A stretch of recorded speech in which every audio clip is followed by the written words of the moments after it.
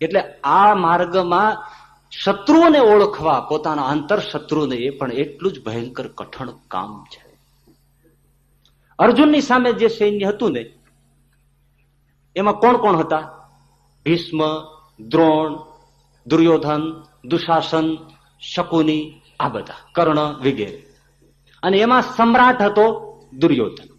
હવે યુદ્ધશાસ્ત્રનો એવો નિયમ છે કે સમ્રાટ પતી જાય, મરી જાય એટલે યુદ્ધ સમાપ્ત થઈ જાય.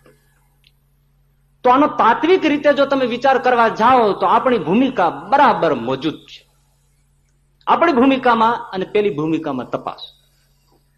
તો અર્જુનની સામે જે ભીષ્મ છે, તો ભીષ્મ મમતાનું રૂપ છે, દ્રોણાચાર્ય અહંતાનું રૂપ છે, દુર્યોધન છે કામનું રૂપ છે, દુશાસન ક્રોધનું રૂપ છે, કર્ણ લોભનું મૂળ છે, શકુની દળ છળ કપટનું રૂપ છે. અને જેમ સમ્રાટ